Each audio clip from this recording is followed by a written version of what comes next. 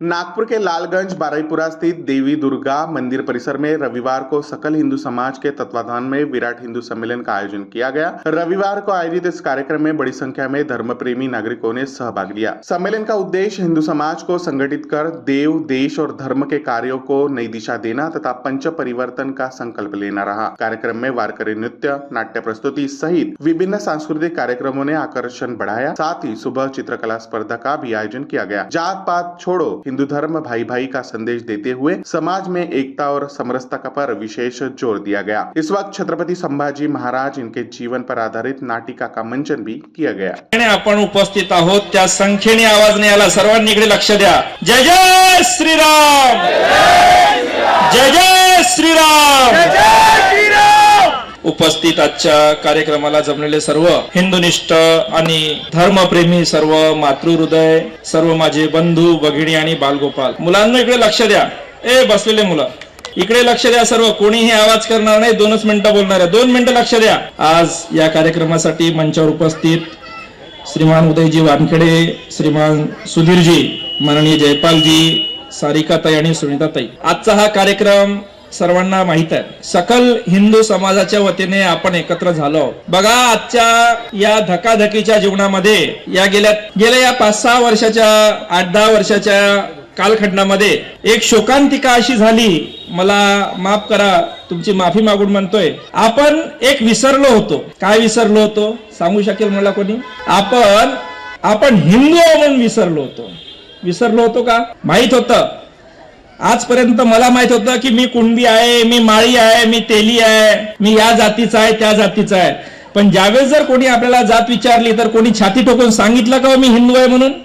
नाही, विसरलो होतो आपण। हिंदू म्हणून आपला कुठेतरी एक भाव बाहेर निघाला होता। एक काळ असा होता की त्यावेळेस हिंदू म्हणायला लाजायचे लोक, हिंदू म्हणलं की पाप समजायचे। पण ज्यावेळेस स्वामी विवेकानंदांनी हिंदूंची भाषा बदलवली त्यावेळेस लोक छाती टोकून सांगायला लागले, गर्व से कहो हम, गर्व से कहो हम।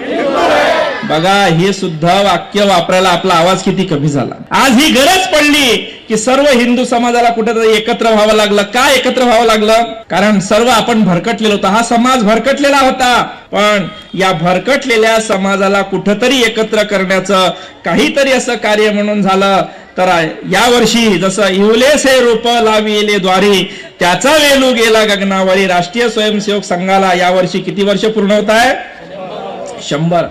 लावलेलं ते इवलेसे रूप आज इतकं मोठं झालेलं आहे, पूर्ण भारत नाही, भारताच्या बाहेर जगभर सुद्धा याच्या शाखा आहेत। मग आज काहीतरी हा भरकटलेला हिंदूचा समाज आहे आणि या भरकटलेल्या हिंदूच्या समाजाला जर एकत्र आणायचं असेल तर ही संकल्पना सुचली की आपण या ठिकाणी काय केलं पाहिजे? सकल हिंदू समाजाच्या वतीने विराट हिंदू काय केलं पाहिजे?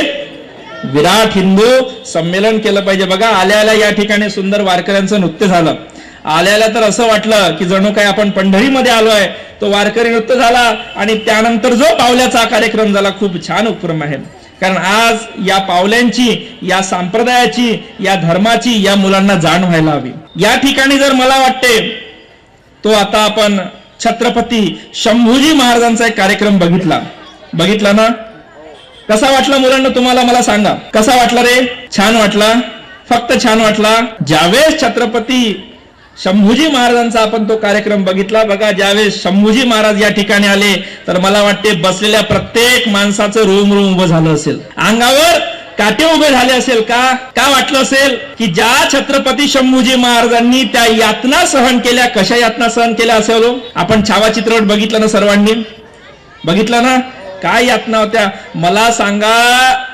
त्या चित्रपटातल्या यातना बघून जर तुम्हाला त्रास होत असेल, ती जाणीव होत असेल, तर प्रत्यक्ष ज्यांनी या यातना भोगल्या त्यांना काय वाटत असेल? पण आम्ही हे सर्व कुठेतरी विसरलो। आम्ही नवीन पिढीला हे सांगणं विसरलो। का बरं? कारण आजकालचे मुलं, मला वाटते ज्यावेळेस आम्ही आपल्या लहानपणात, माननीय उदयजी, लहान असताना कुठेतरी शाळेमध्ये धडा होता, तोरणा किल्ला होता ना? मला वाटते माझ्या इतिहास तो फक्त करून ठेवला, पण तो आम्हाला पाहता आला नाही। अरे गरज आज याची आहे, गरज हा इतिहास घडवायची आहे। कारण तशी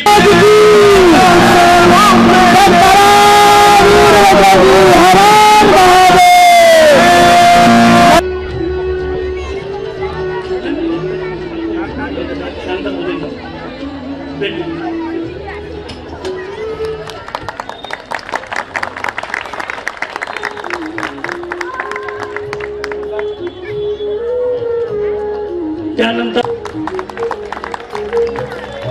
जय जय श्रीराम.